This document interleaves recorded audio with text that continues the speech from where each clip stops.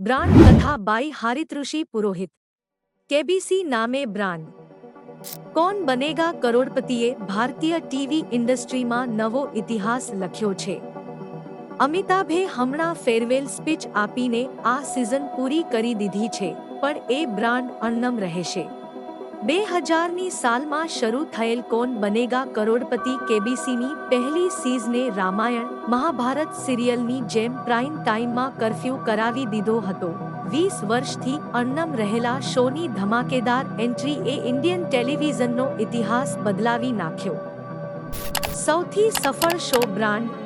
કેબીસીની 15મી સિઝનનો હમણાં અંત આવ્યો। આ દરમિયાન કેટલી સિરિયલ બંધ થઈ અને કેટલાકની 2 થી 4 સિઝન પણ આવી, પણ કેબીસીની સિઝન આવ્યા જ કરે છે। શા માટે આટલી સફળ બ્રાન્ડ છે? આમ જુઓ તો કેબીસી એક ક્વિઝ શો જ છે। તેની પહેલા પણ અનેક ક્વિઝ શો આવતા, તો પણ કેબીસી આટલું કેમ સફળ રહ્યું? ध्यान से जवाब देना, क्योंकि आप जीतने वाले हो 1 करोड़ रुपया। आ शो में पहली वार 1 करोड़ रुपयानो जादुई आंकड़ो सांभळवा मळ्यो। फक्त सामान्य ज्ञान ना जवाब आपवाथी ज लाखो करोड़ो कमाई शकवानी शक्यता वाळो शो आजनी तारीखे पण एक छे। ભારતનો વિશાળ મધ્યમ વર્ગ એ કેબીસીની મૂડી છે, જેને તે કોઈ નાતજાત પ્રદેશના કોઈ જ વાદવિવાદ વગર એક એવું પ્લેટફોર્મ આપે છે જે કોઈએ ફક્ત એક પ્રશ્નનો સાચો જવાબ આપ્યો છે અને 5000 રૂપિયા જ મેળવ્યા છે, તે હવે આખી જિંદગી કેબીસીના નામે સેલિબ્રિટી બનીને કમાશે। કેબીસી આટલું સફળ કેમ છે એનું સૌથી સબળ કારણ એ છે કે એ ભારતમાં જ્ઞાનને માન આપવાની પરંપરાને રોકડા થી વધાવે છે। કેબીસી અને બિગ બી લાગે તો એવું જ કે બંને એક સિક્કાની 2 બાજુ છે, પણ જ્યારે કેબીસી શરૂ થયું ત્યારે બિગ બીની કેરિયર અને કંપની બંને ડૂબેલા હતા। કેબીસીમાં અમિતાભને હોસ્ટ બનાવવો એક જુગાર હતો, પણ એ માસ્ટર સ્ટ્રોક સાબિત થયો। એ સાથે જ આટલી મોટી રકમની ઇનામ રકમ પણ એક પ્રકારનો જુગાર જ હતો। જો દર્શકોને બોરિંગ લાગ્યું હોત તો એક સિઝન શાહરૂખ ખાને પણ હોસ્ટ કરી, પણ ફરીથી બિગ બીની એન્ટ્રી થઈ।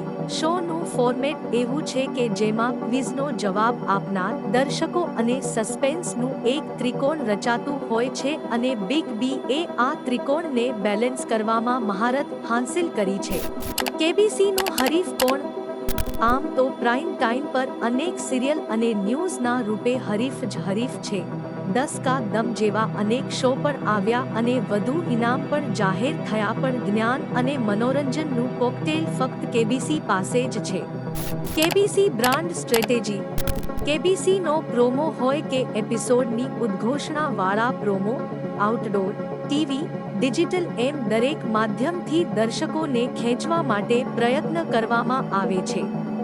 મૂળ આધારિત લાઇટિંગ, ભવ્ય સેટ, બિગ બીની હાજરી પણ શોની સૌથી મજબૂત સ્ટ્રેટેજી છે કે એ દરેકને આશા આપે છે। જે રમતું હોય છે તે મોટી રકમ મેળવે તેના માટે બાકીના બધા પ્રાર્થના કરતા હોય। અત્યાધુનિક ટેકનોલોજીથી જીવંત લાગણીઓને એવી રીતે પેશ કરવામાં આવે છે કે જીવ તાળવે ચોંટી જાય એવી થ્રિલ મળે અને હાર્યા કે જીત્યાની લાગણી સહિયારી હોય। કેબીસીનું બ્રાન્ડ ફ્યુચર।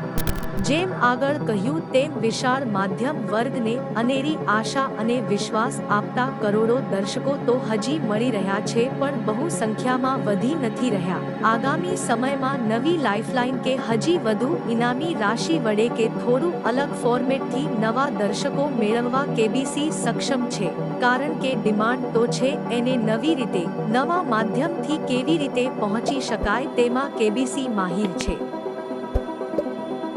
વધુ માહિતી માટે વાંચતા રહો બ્રાન્ડ કથા।